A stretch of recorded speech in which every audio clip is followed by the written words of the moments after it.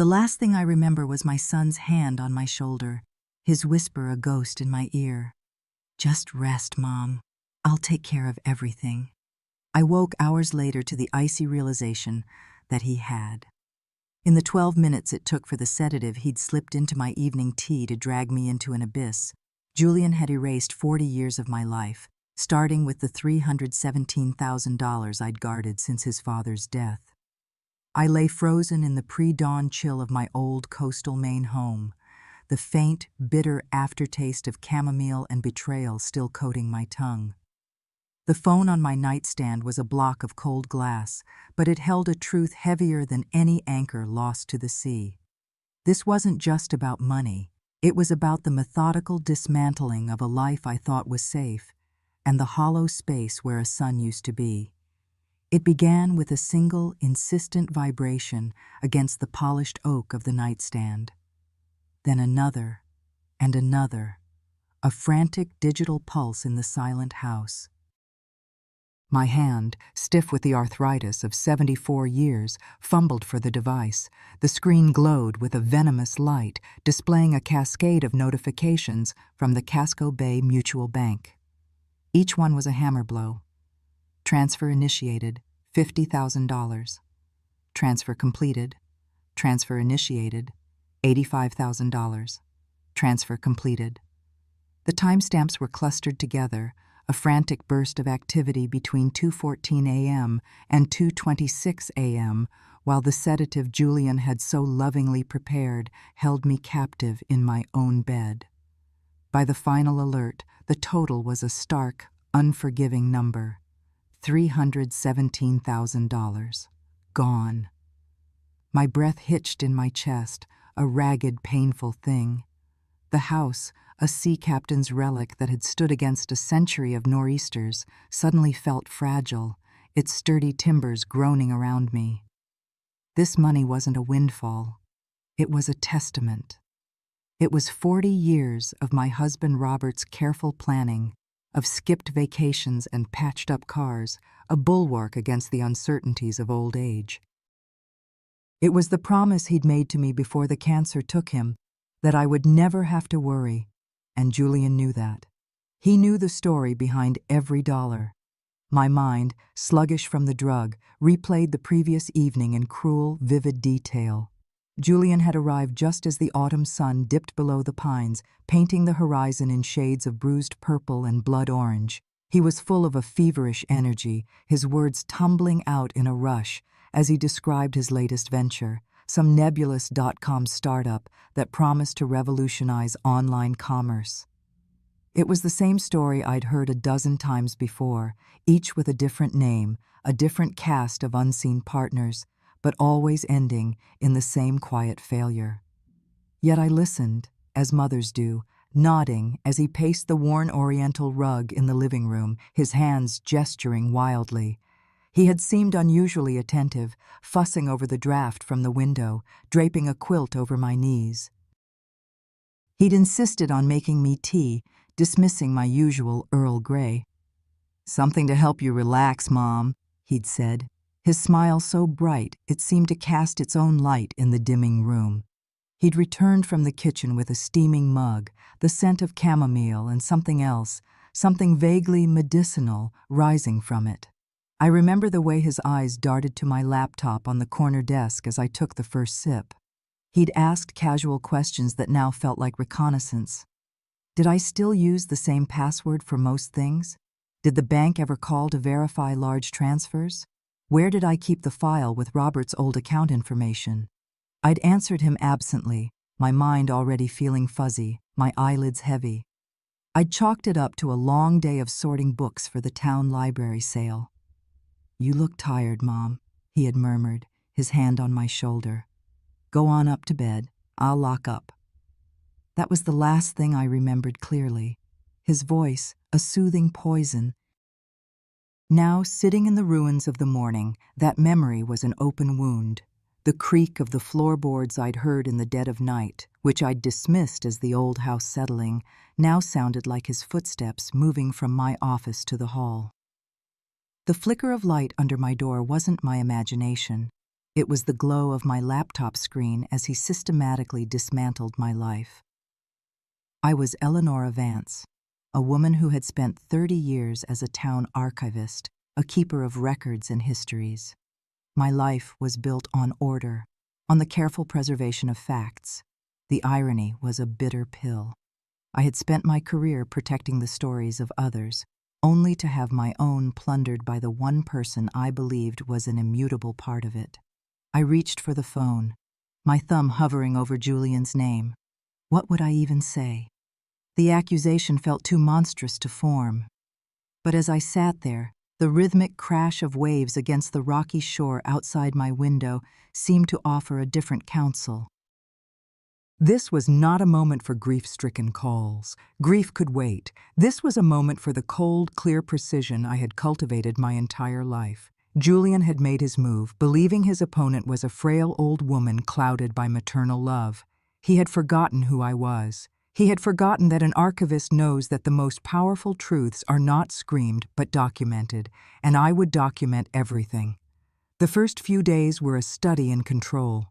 I moved through my home not as its inhabitant, but as a forensic investigator. Every surface, every object, was a potential piece of a story I needed to reconstruct. The teacup Julian had used sat on the counter, a faint, oily residue clinging to its inner rim. I sealed it in a plastic bag and placed it in the back of the freezer. In my office, the chair was pulled out at a slightly different angle. My laptop, which I always left open, was closed. I didn't turn it on. Instead, I photographed it, noting the time and date in a small black notebook that would become my ledger of this betrayal. I called my oldest friend Beatrice, a retired nurse whose pragmatism was as reliable as the tides. I didn't pour out the whole sordid tale over the phone. I kept my voice even, measured. "B," I said, "something has happened with my finances. It's serious.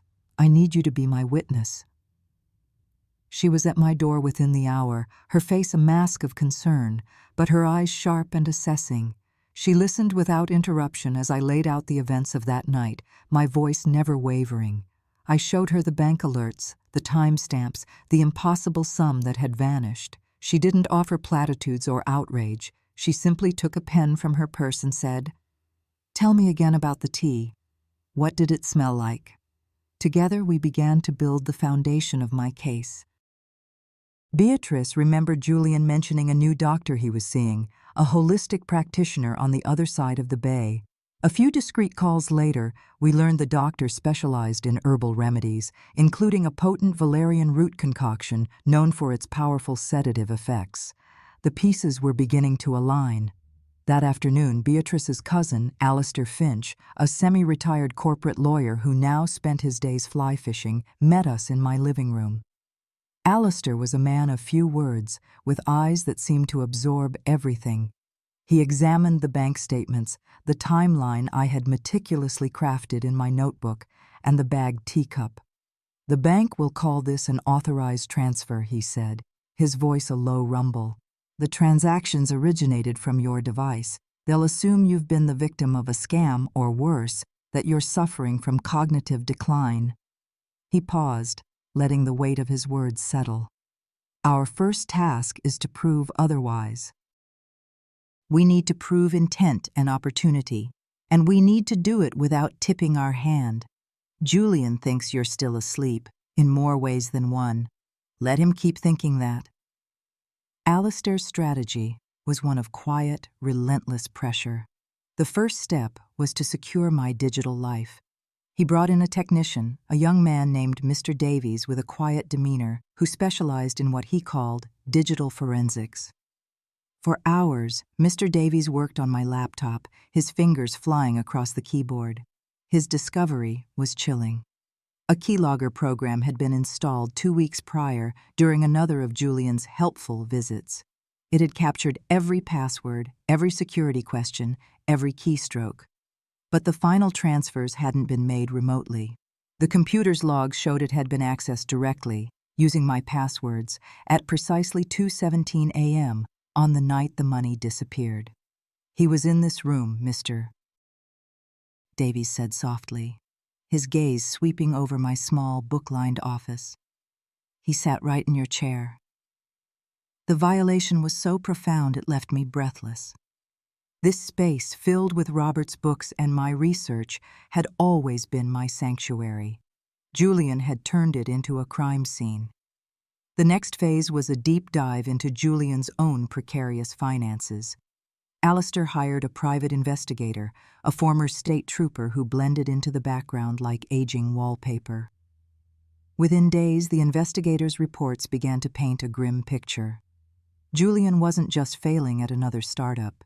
He was drowning. He owed a significant sum to a lender in Boston with a reputation for unsavory collection methods. The dot-com venture was a fantasy, a story spun to secure my savings to pay off a debt that was about to break him. The money hadn't been invested. It had been used to stop the bleeding. As the evidence mounted, I lived a strange double life. I answered Julian's sporadic calls, my voice warm and slightly vague, pretending to be the forgetful, doting mother he believed me to be. He'd ask how I was sleeping, if I was feeling all right, his voice laced with a cloying false concern that made my stomach turn. I'd tell him I was fine, just a little tired. All the while, the binder on my desk grew thicker with bank records, investigators' reports, and notarized affidavits from Beatrice and Mr. Davies. One afternoon, Julian called with an offer. He was passing through and wanted to take me out to lunch at a clam shack down the coast. Alistair's advice was immediate. Go and listen. I met him at the restaurant, a noisy, weather-beaten place smelling of salt and fried batter. He was jittery, his eyes constantly scanning the room. He talked about his business, claiming a big investor was about to sign on. Then, he steered the conversation, with all the subtlety of a runaway lobster boat, to my finances. "You know, Mom," he said, pushing a fried clam around his plate, "you should really let me help you manage your portfolio. You've got all that money just sitting there. It's not safe in a regular bank account these days." I looked at him, my son, his face a canvas of manufactured sincerity, and I felt a cold, profound pity. He wasn't a criminal mastermind. He was a desperate boy in a middle-aged man's body, flailing in an ocean of his own making. I simply smiled and said, "That's sweet of you to offer, dear, but your father set everything up perfectly. It takes care of itself." I watched a flicker of frustration cross his face before he masked it with another bright smile. He had no idea that the trap was already being set, its steel teeth hidden just beneath the surface of our pleasant conversation. He thought he was the fisherman, when in reality he was already the bait. The moment to act arrived on a Tuesday morning, ushered in by a dense coastal fog that muffled the world in a shroud of gray. Alistair called with a final piece of intelligence from the investigator. Julian had booked a one-way flight to the Cayman Islands, scheduled to depart in 3 days. He was planning to run. "It's time, Eleonora," Alistair said, his voice devoid of any emotion. "We freeze him out." The plan was executed with military precision. Alistair, armed with our comprehensive file of evidence, met with the bank's regional fraud director. He didn't just present a case of elder abuse, he presented an airtight narrative of calculated, premeditated theft, complete with forensic data, financial tracking, and a clear motive.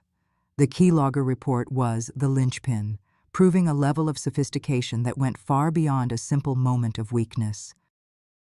Simultaneously, Alistair's legal team filed an emergency injunction with the Superior Court, requesting a temporary freeze on all of Julian's known assets, citing the flight risk and the overwhelming evidence of financial misappropriation.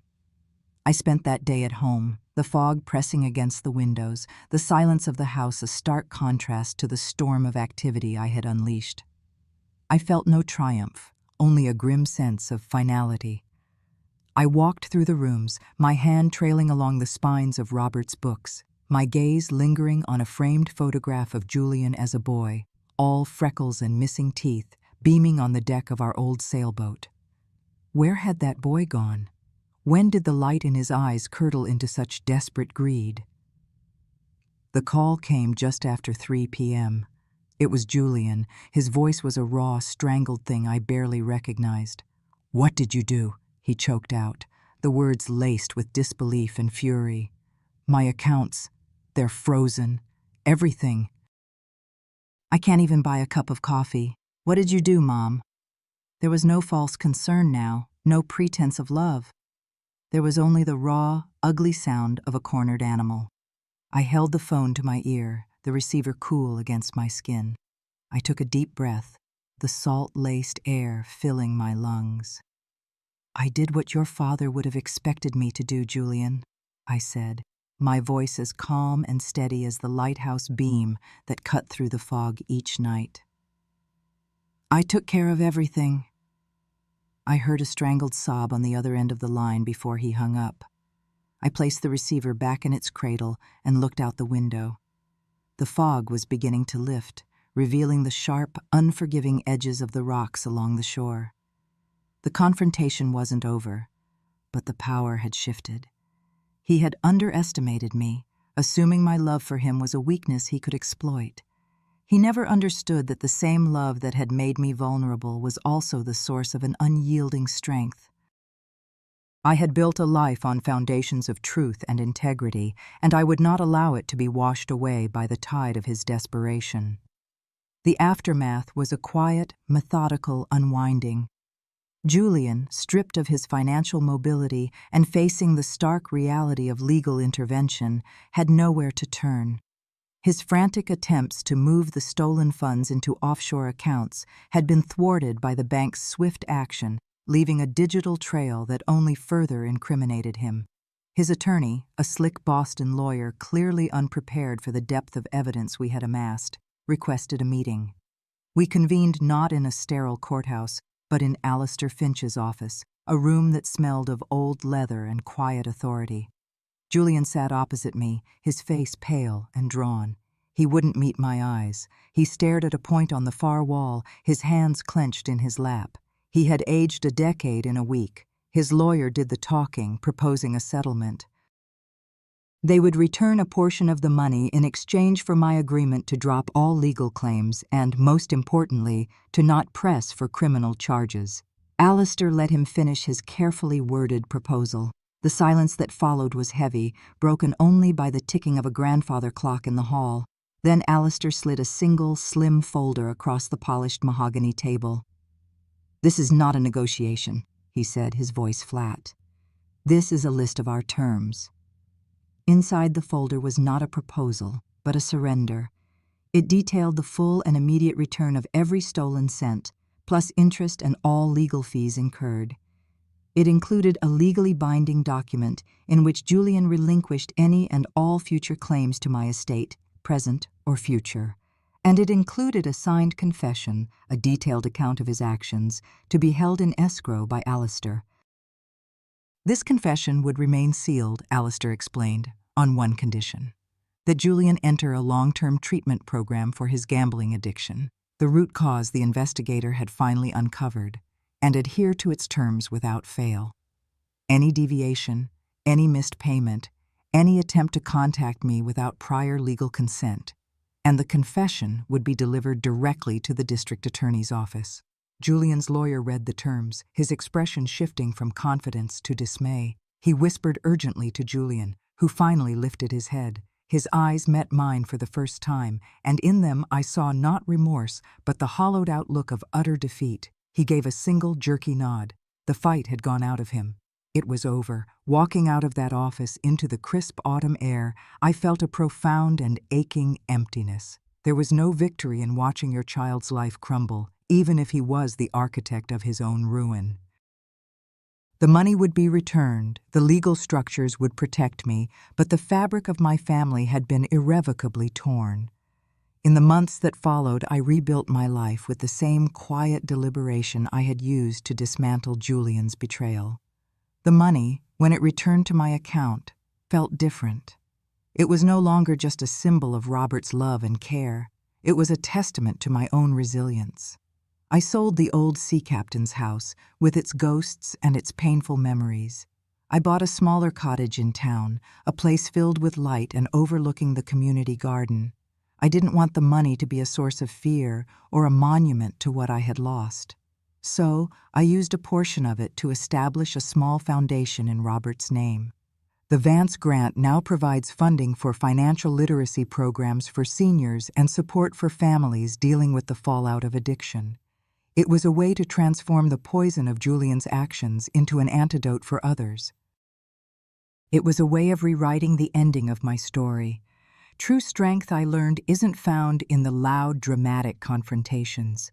It resides in the quiet moments of resolve, in the choice to meet betrayal not with explosive rage, but with unshakable truth. It is the strength to protect what you have built, to stand your ground when the world expects you to crumble, and to understand that some wounds cannot be healed, but they can be repurposed. You cannot erase the damage done by those you love, but you can refuse to let that damage define the final chapter of your life. You can choose to build something new from the wreckage, something that honors the past while firmly and finally closing the door on it.